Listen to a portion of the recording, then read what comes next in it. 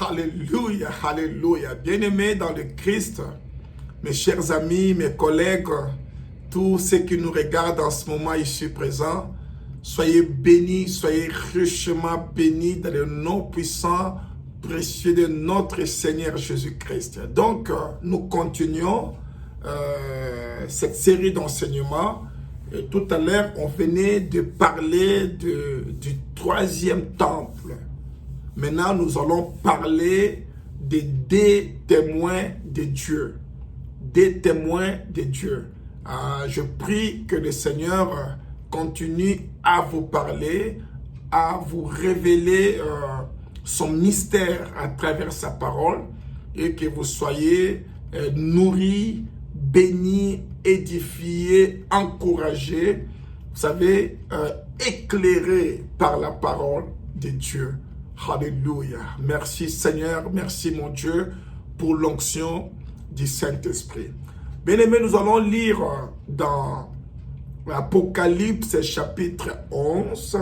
Apocalypse chapitre 11, nous avions lu quelques versets lorsqu'on parlait du temple de Dieu, donc le troisième temple de Jérusalem. Donc, nous continuons.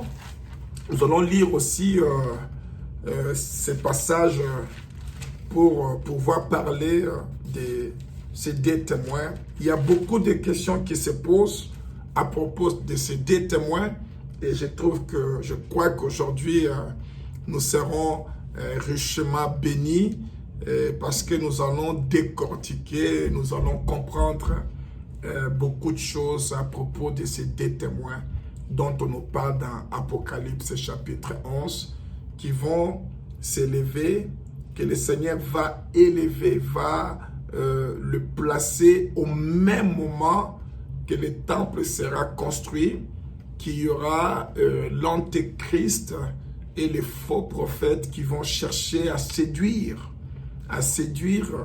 les gens. Et en ce moment-là même, le Seigneur va élever ces deux témoins, ces instruments, et pour contrecarrer, pour empêcher, pour faire les défis à l'antéchrist et aux faux prophètes. Alléluia. Alléluia. Que Dieu soit loué. Le Seigneur, il fait chaque chose à son temps. Bien-aimé. Apocalypse chapitre 11, on commence avec le verset 3. Seigneur, il dit, je donnerai à mes deux témoins le pouvoir de prophétiser, revêtis de sacs pendant 1260 jours. Revêtis de sacs pendant 1260 jours. Ce sont les deux oliviers et les deux chandeliers qui se tiennent devant le Seigneur de la terre. Jésus-Christ. Alléluia. Si quelqu'un veut leur faire du mal, du feu sort de leur bouche et dévore leurs ennemis. Et si quelqu'un veut leur faire du mal, il faut qu'il soit tué de cette manière. Alléluia. Maintenant, la première question, bien-aimé, qu'on se pose toujours, que j'aimerais qu'on puisse y répondre aujourd'hui, c'est qui sont-ils? Qui sont ces deux témoins? Sont-ils des hommes ou des anges ou des morts qui sont ressuscités? Qui sont-ils, ces deux témoins? Bien-aimés, en lisant la parole de Dieu et en voyant la suite d'Apocalypse chapitre 11, je peux vous dire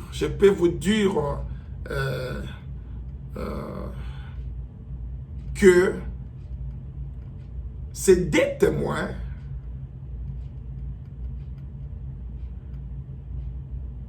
seront des hommes ordinaires, comme moi et vous. Ces 10 témoins auront des corps ordinaires et ils auront le même sang que moi et vous, nous en avons maintenant. Mais seulement, ces 2 témoins seront remplis du Saint-Esprit. Ces 2 témoins seront remplis du Saint-Esprit. Ces 2 témoins sont des gens qui connaîtront exactement leur mission. Leur mission, qui connaîtront aussi leur sort. Et bien évidemment, leur destinée. Donc, ce sont des serviteurs de Dieu vivant que le Seigneur va élever en ce moment. En ce moment, donc, pendant ce temps de la tribulation, pendant le temps où la bête et les faux prophètes chercheront à séduire le peuple de Dieu par de faux miracles, par de faux signes, alors le Seigneur va élever celui dont il appelle ses témoins. Donc, ces serviteurs de Dieu qui seront élevés pour un temps bien précis avec une mission bien précise, bien-aimés. Vous savez, moi je les appelle les heureux de Dieu. Ce sont des heureux serviteurs de Dieu. Bien-aimés, ces gens n'auront pas besoin d'argent, n'auront pas besoin de millions de dollars. Ces gens ne feront pas les appels de fonds. Ils n'auront pas besoin. Bien-aimés, ces gens n'auront pas besoin d'un jet privé. Non, ils n'en auront pas besoin. Bien-aimés, ces gens sont des gens qui ne chercheront pas à se faire reconnaître par les gens de ce monde. Ils ne feront pas de publicité. Ils ne chercheront pas à avoir des millions d'abonnés, bien-aimés. Ces gens, ils n'auront pas le temps pour toutes ces choses. Parce que ces gens sont des gens qui connaîtront leur Dieu. Sont des gens qui vont agir avec fermeté. Sont des gens qui ne vont pas se laisser être influencés par quoi que ce soit, bien-aimés. Parce que ces gens, ils sauront qu'ils sont avec le Dieu Tout-Puissant. Bien-aimés, quand j'étais jeune, on me disait que ces 2 témoins, peut-être ça sera Élie et Enoch, peut-être ça sera Moïse et Élie. Vous savez, avant je croyais aussi à cela. J'ai même aussi prêché. J'ai dit que oui, ces 2 témoins, le Seigneur enverra Élie, enverra Moïse, parce que, vous savez, on avançait plusieurs raisons. Lorsque je me préparais pour parler de ces 2 témoins, j'ai eu temps à méditer. J'ai dit, Seigneur, offre-moi encore une fois les yeux. Je vais vraiment être sûr que ce que je comprends maintenant, c'est ça. Ce n'est pas tout ce qu'on me disait. Ça ne me colle pas. Tout ce qu'on me disait. Mais vous savez, le Seigneur m'a rappelé 2 choses dans la Bible. La première, il m'a rappelé l'histoire de la parabole du riche, le méchant riche et le pauvre Lazare. Vous vous rappelez dans Luc 16, bien-aimé. On se rappelle très bien comment est-ce que le riche menait sa vie sur la terre. Comment est-ce qu'il ne faisait même pas attention aux pauvres et à Lazare qui était là devant sa porte, sur sa table là, pardon, qui est en train de se bagarrer avec le chat pour des miettes, bien-aimés. Mais Lazare, il croyait en Dieu. Et on nous dit que Lazare était mort. Et après aussi, les riches étaient morts. Chose qui s'est passée, que les riches se trouvant dans l'enfer, puisqu'ils n'avaient rien à voir avec Dieu, ils n'avaient pas l'alliance avec Dieu. Lazare qui était avec Abraham au paradis, bien-aimé. Et dans cette parabole, le Seigneur va nous montrer comme si le riche, il a vu Lazare avec Abraham. Et on voit les riches qui suppliaient à Abraham de demander à Lazare, de lui donner même quelque chose, même une goutte d'eau là, parce qu'il avait soif, il avait chaud en enfer. On m'a dit, messieurs, c'est désolé, on ne peut rien faire.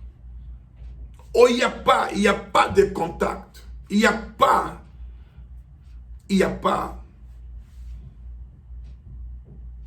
Le DHL ne peut pas arriver là-bas. UPS ne peut pas arriver là-bas. Rien ne peut arriver, même si on voulait. Il n'y a pas de connexion, il n'y a pas d'attente. Il n'y a pas. Alors, bien aimé, regardez, le riche va supplier à Abraham d'envoyer Lazare pour aller raconter à ses frères, à ses sœurs, à sa maison, de croire à Dieu pour ne pas se retrouver là où lui s'est retrouvé. Et dans le verset 29, Luc 16, on nous dit que Abraham répondit, ils ont Moïse, le prophète, qui les écoute. Et il dit non, Père Abraham, ça c'est le riche. Mais si quelqu'un des morts va vers eux, ils se repentiront. Vous voyez, si quelqu'un des morts va vers eux, ils se repentiront. Donc ce qui est des morts va se ressusciter, va vers eux, ils se repentiront. Il ne faut pas oublier qu'avant Moïse, déjà, il y avait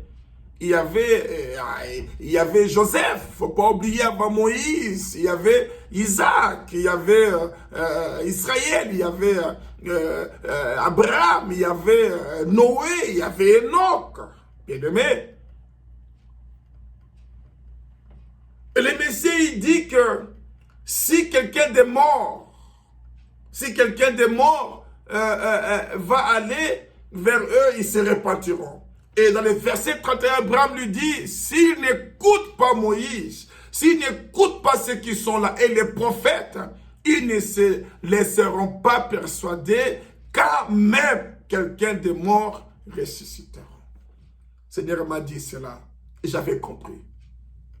J'avais compris que ça ne sera pas quelqu'un de mort qui va revenir en vie pour être témoin. Et puis deuxième exemple que le Seigneur m'a donné, ça c'était dans le chapitre de Jacques. Jacques chapitre 5, versets 17 et 18. Le Seigneur m'a dit, regardez. Et Jacques nous dit, Élie était un homme de la même manière que nous. Il pria avec instance pour qu'il ne plût point. Il ne tomba point de pluie sur la terre pendant 3 ans et 6 mois. Puis il pria de nouveau, les ciels donnant de la pluie et la terre produisit son fruit. Il dit, il était de la même nature que nous. Donc ces gens-là, c'est des témoins qui feront la même chose qu'Élie ont fait. Parce que Élie était de la même nature que nous. Donc, ça ne sera pas quelqu'un de mort qui va venir, ou ça ne sera pas un ange que le Seigneur va envoyer pour témoigner. Non.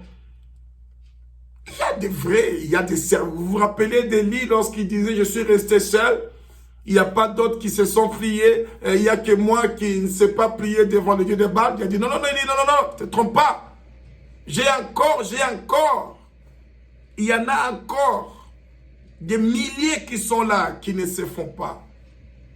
Qui ne se sont pas fait plier devant le Dieu de Baal. Bien-aimés, ils sont là. Les vrais sont là. Et ces deux témoins, ils feront partie de vrais que le Seigneur a déjà confié, déjà les a préparés, les a dédiés pour cette mission. Ils feront les défis. Ils vont défier la bête et le faux prophète. Lorsque la bête et le faux prophète feront des miracles, eux aussi feront des miracles. Et leurs miracles vont dépasser le miracle de la bête et des faux prophètes. Vous vous rappelez de Moïse, lorsqu'il faisait des miracles, il y avait aussi le magicien qui faisait des miracles en Égypte. Mais le miracle de Moïse était beaucoup plus supérieur. C'est comme ça que Dieu va faire. Parce qu'à l'époque d'Élie, le Seigneur n'avait pas besoin d'envoyer Moïse parce qu'Élie était là. Bien-aimés, les deux témoins seront des hommes comme moi et vous. Pourquoi les témoins?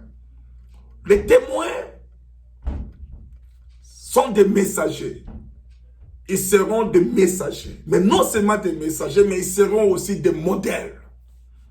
Ils seront des modèles. Parce que ce sont des gens que le Seigneur va confier la mission.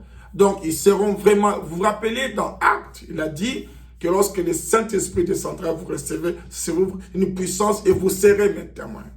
Donc, vous serez mes représentants. Donc, vous savez, être représentant du Seigneur, il faut vraiment le mériter. Ils seront des modèles.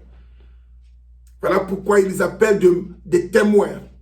Mais ils seront aussi des martyrs pour l'évangile du Christ.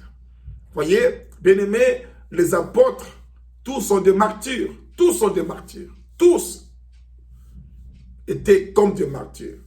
Si on n'aimait pas le faux apôtre Judas Iscariote, mais tout le reste, et celui qui a été choisi après. Sauf ces gens qui est allé jusqu'à sa vieillesse. Mais les 11 ont été comme des martyrs. Vous savez, j'étais invité dans un pays où j'ai raconté beaucoup d'apôtres, beaucoup. Et je leur ai dit, c'était comme si à blaguant, j'ai dit, mais écoutez, ici il y aura beaucoup de martyrs. Parce qu'aujourd'hui, on entend parler beaucoup d'apôtres et beaucoup de prophètes. Bien-aimés, devons savoir que les apôtres et les prophètes étaient des martyrs. Des martyrs, des gens qui étaient prêts à donner leur vie pour Christ. Vous vous rappelez, lorsque le Seigneur il parlait dans Apocalypse chapitre 2, verset 13, il parlait de son témoin Antipas. Il dit, je sais où tu demeures. Là, c'était la lettre qui était écrite au pasteur de l'église de Pergame. Il dit, je sais que là est le trône de Satan. Et tu retiens mon nom. Tu n'as pas renié ma foi, même au jour d'Antipas, mon témoin fidèle, qui a été mis à mort chez vous, là où Satan sa demeure. Voyez, Antipas, Seigneur, il dit les témoins fidèles. Et ces deux témoins dont on nous parle dans Apocalypse 11 seront aussi des témoins fidèles. Voyez, que signifie Olivier? Olivier symbolise le peuple juif. Donc, on peut conclure directement que ces deux témoins seront des juifs. Seront des juifs d'origine juive, connaissant la tradition juive et respectant les valeurs juives, avec une excellente maîtrise de la Torah, la loi de Moïse. C'est des témoins. Voilà pourquoi on les appelle les oliviers. Mais olivier, ça signifie aussi l'envoyé de Dieu, le oint de Dieu. Donc, ils seront des envoyés de Dieu, le oint de Dieu. Et le Seigneur les appelle aussi, mais des chandeliers, parce que chandelier, en accord avec Apocalypse 1, verset 20, quand on lit Apocalypse 1, verset 20, on nous dit que les 7 chandeliers sont les 7 églises. Donc c'est-à-dire qu'ils seront aussi, ils seront le représentant de l'église. Donc, ils vont représenter le corps du Christ. Ils seront des chrétiens. Ils seront des chrétiens. Ils seront des chrétiens nés de nouveau, croyants à la parole de Dieu, croyants en Jésus-Christ. Seront vraiment de véritables épouses du Christ, les deux témoins.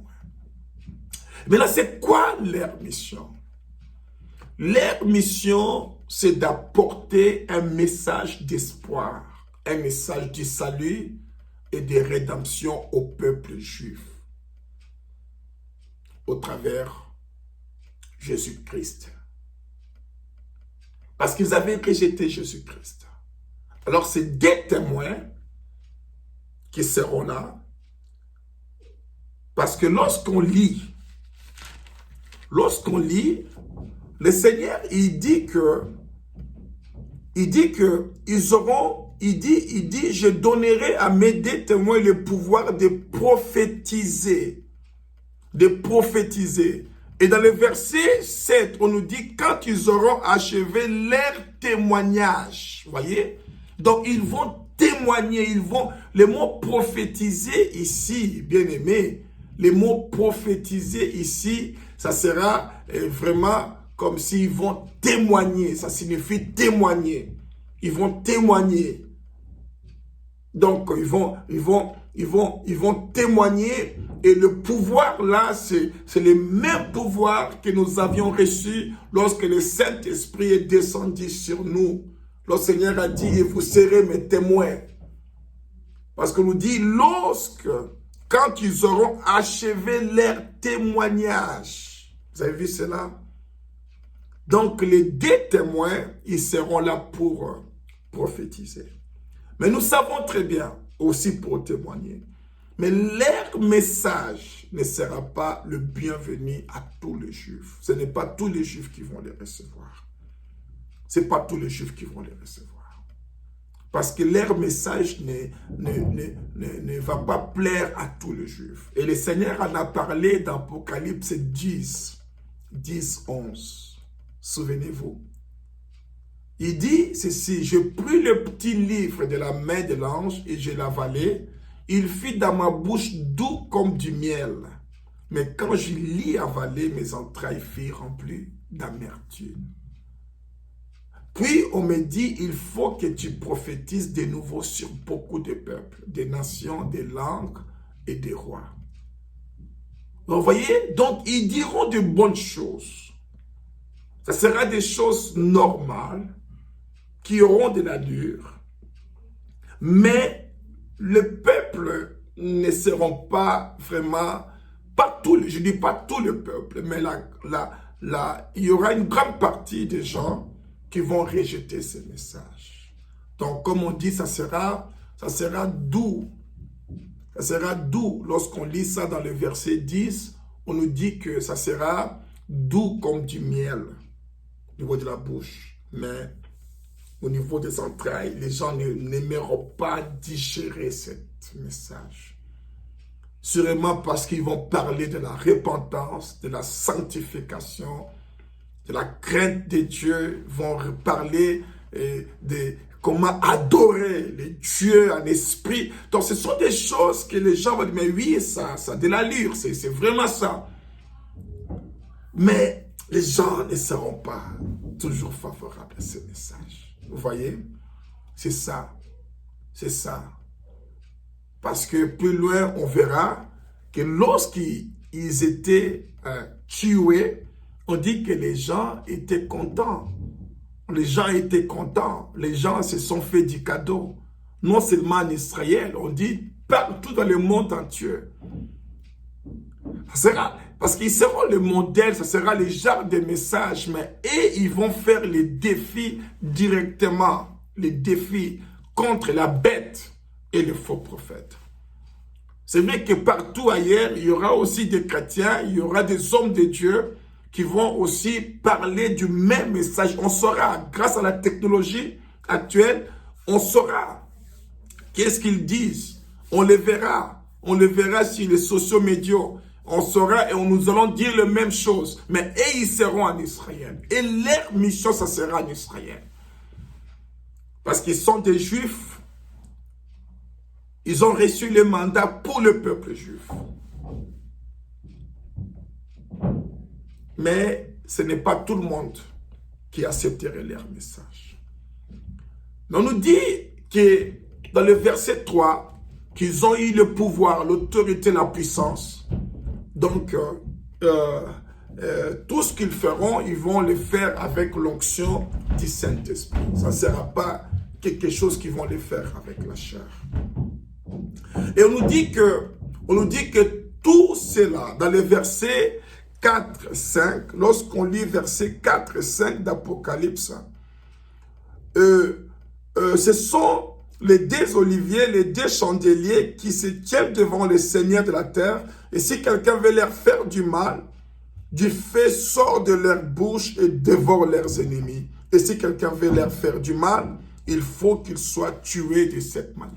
Vous vous rappelez, lorsque le Seigneur dit dans sa parole, il dit « Ne touchez pas mes oins », déclare la Bible. 1 Chronique 16, 22 et Psaume 105, verset 15. Donc, ils seront intouchables jusqu'à ce que leur mission soit accomplie. C'est après. Mais pendant qu'ils seront en train de faire leur travail, d'accomplir la mission de Dieu, personne ne pourra les toucher. On dit que tout celui qui cherchera à les toucher, ils vont mourir. Donc, cela veut dire qu'ils seront haïs de tout le monde. Parce que le premier qui viendront pour mettre la main là, dès le premier jour, les gens que la bête enverra, ou bien la police, ou bien qui là, sous l'ordre de la bête, allez les arrêter. Tous ceux qui viendront, aussitôt que vous mettez la main sur eux, vous tombez, vous mourrez. Parce qu'ils auront encore la mission accomplie. Il faut qu'ils accomplissent leur mission. Pendant 42 mois. Il faut que la mission s'accomplisse. Vous voyez? Ne touchez pas mes oins. Et de même qu'en ce moment, je crois qu'en ce moment, partout, donc, lorsqu'on cherchera à mettre la main sur le oint de Dieu, il y aura des choses terribles qui vont s'accomplir. Ceux-là qui aiment toucher le oint de Dieu, faire des fausses accusations, chercher à empoisonner, faire du mal, ça va finir en ce moment-là. Parce que ce que Dieu va faire en Israël avec ses témoins, sera la même chose que Dieu va faire partout ailleurs avec ses témoins qui auront le mandat de Dieu, qui vont faire l'œuvre de Dieu en esprit et en vérité. Alléluia. Ils feront beaucoup de miracles pour ramener le cœur des enfants à leur père. Pour ne pas permettre à l'antéchrist et les faux prophètes de séduire quasiment tout le peuple, tous les enfants d'Israël. Donc ils seront là pour empêcher l'influence massive de la bête. Ça sera un défi direct, comme le défi de Moïse contre le pharaon. Donc le deux témoins, ça sera en face contre la bête et le faux prophète. Alléluia. Alléluia. Ils feront des miracles et les gens vont dire, mais écoutez, ce n'est pas normal. Comment, si ces gens ne sont pas de Dieu, comment ils peuvent défier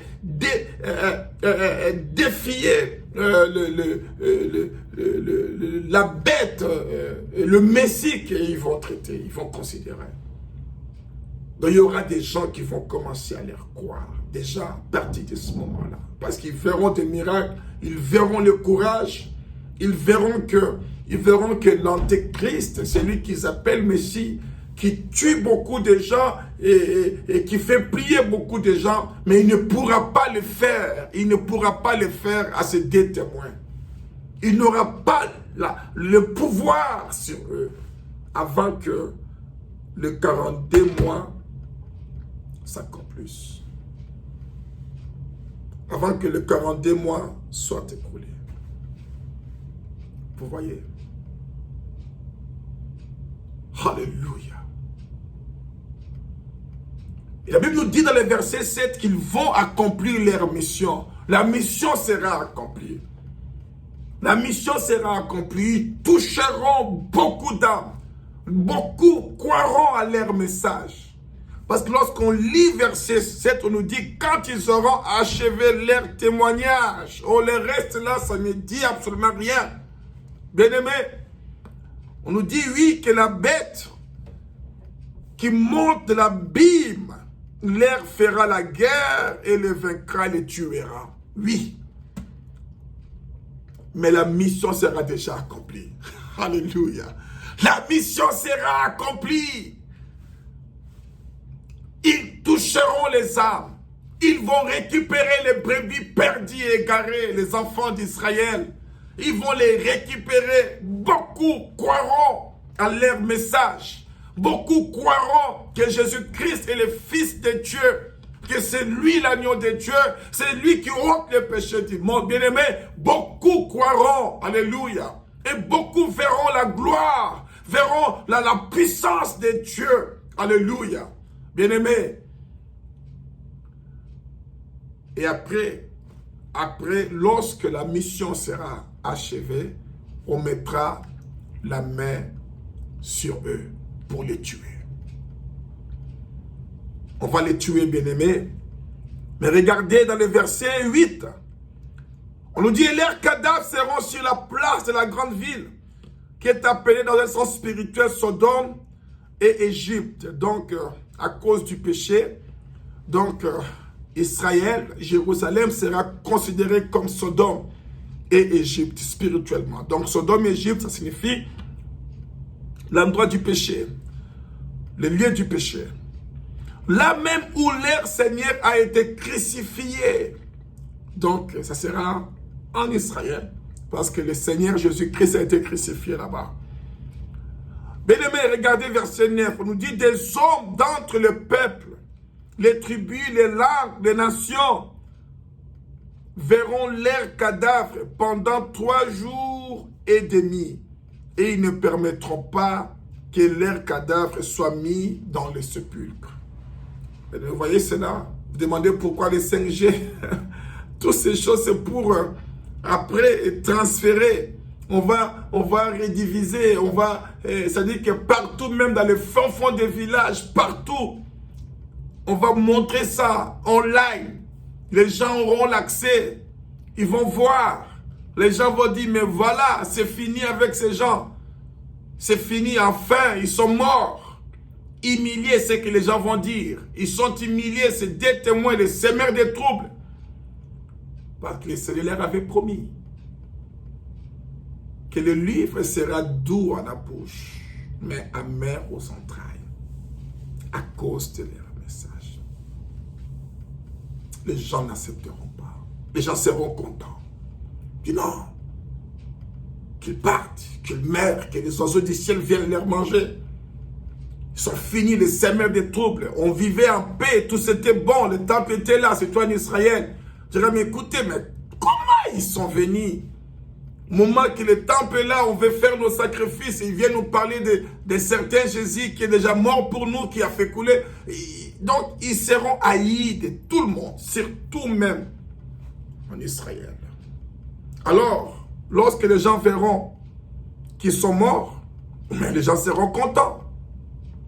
On dit pendant 3 jours et demi, ils ne permettront pas que leurs cadavres soient mis dans un sépulcre. Bien-aimés, ils ne savaient pas qu'il y avait un plan de Dieu qui était derrière tout ça. C'est le verset 10. Et à cause d'eux, les habitants de la terre se réjouiront et seront dans l'allégresse. Les habitants de la terre, l'allégresse partout. Donc, il y aura la fête partout le monde entier. Ça se comprend parce que la bête, il aura la même mise sur le monde entier. Donc partout, il y aura ces agents, ils vont informer, ils vont faire la fête, ils vont obliger que le peuple fête avec eux. Qui sait si peut-être même ils vont faire le férié ces jours-là, que personne ne va travailler. Enfin, c'est là qui osait dire non à notre roi. Enfin, on a fini avec eux. Les gens seront contents.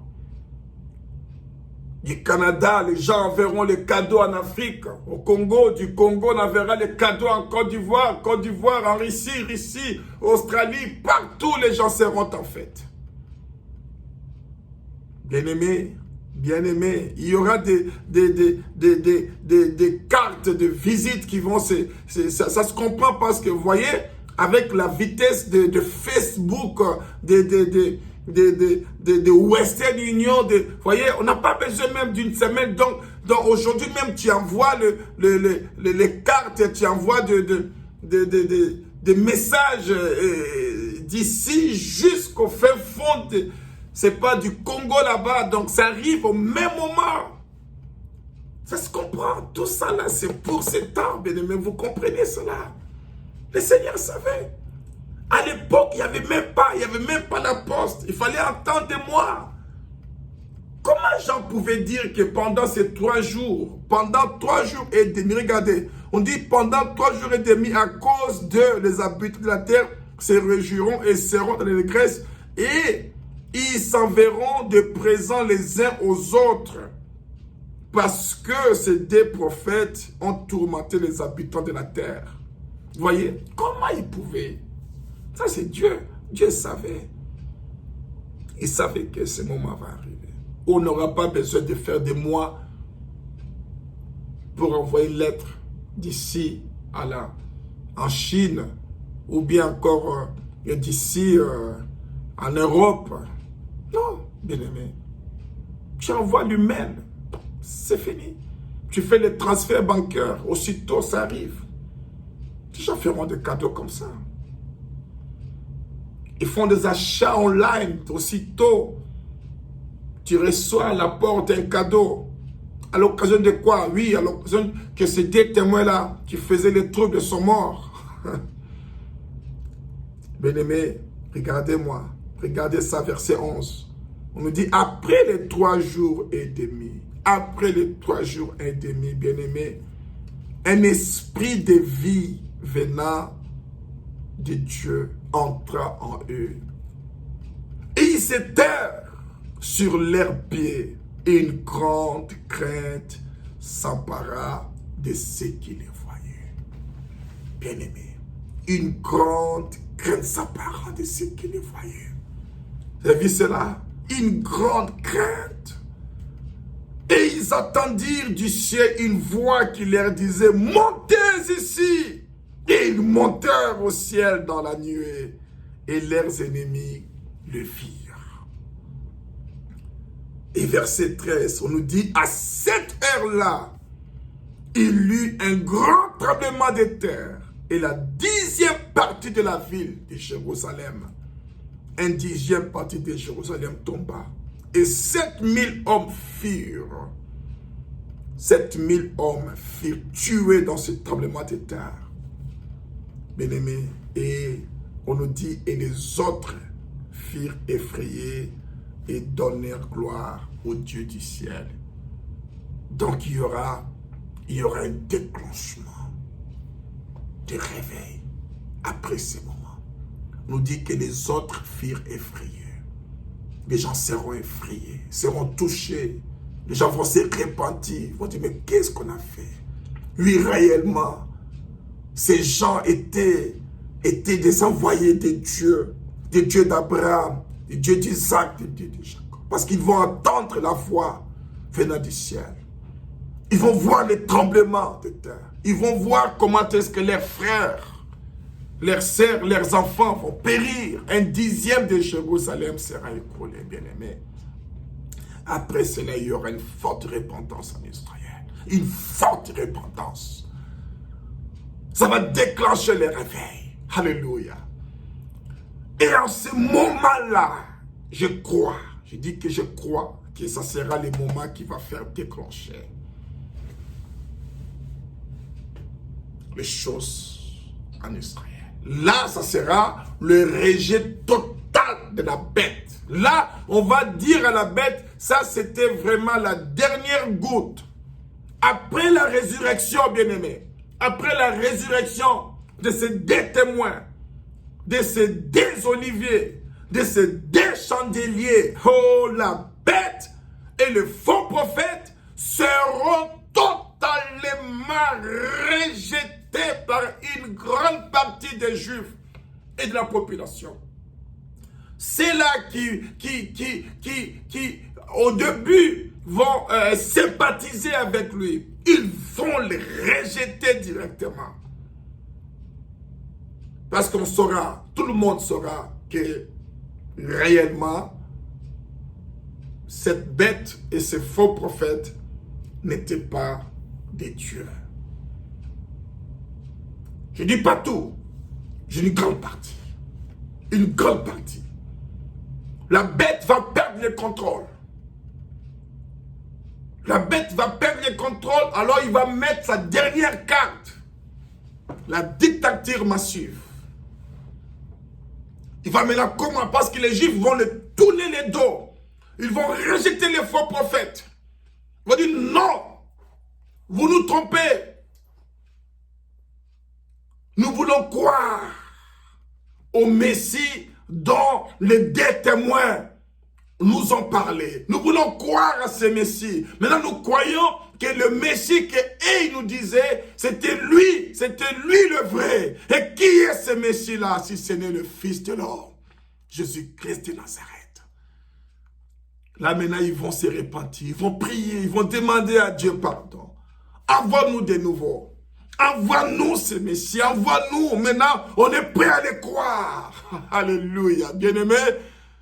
Et ça sera le moment où le ciel va se mobiliser. L'armée de l'Éternel sera prête. Nous serons prêts à faire la descente, bien-aimé. L'ennemi maintenant cherchera à réunir toute sa force, tout son arsenal pour combattre les enfants d'Israël, pour exterminer les enfants d'Israël. Parce que il va se sentir humilié, déshonoré. Vous voyez, un dictateur n'aime pas qu'il se sente humilié, déshonoré. Il sera prêt à tuer. Ce sera la même chose. Bien-aimé, mais il sera surpris par l'armée de l'Éternel qui va faire sa descente. Lorsqu'on parlera d'Armageddon et du deuxième retour du Christ, on en parlera. Bien-aimé, ils seront surpris. Ils seront surpris, bien-aimés. Ils seront surpris. Donc je crois que ces deux témoins, ils seront envoyés pour préparer l'enlèvement des Juifs messianiques qui auront cru à la promesse de Dieu et au sacrifice de la croix de son Fils unique, Jésus-Christ. Donc ces deux témoins seront envoyés pour préparer. Et ça sera leur mission. Ils vont préparer ces Juifs, ces Israélites qui vont croire à l'évangile du Christ, qui seront aussi enlevés avec nous, ensemble.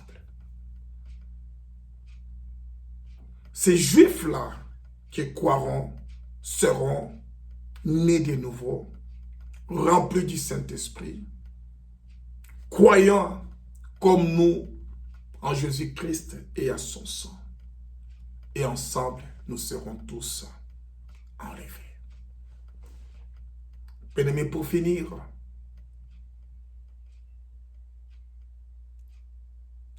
nous ne devons pas avoir peur ou honte de témoigner notre Seigneur Jésus-Christ. Bien-aimés, c'est le moment de témoigner Jésus-Christ. Et en témoignant Jésus-Christ, bien-aimés, nous devons être prêts de payer le prix pour le salut de notre âme et pour le salut des autres. Ces deux témoins ont payé le prix. Antipas avait payé le prix.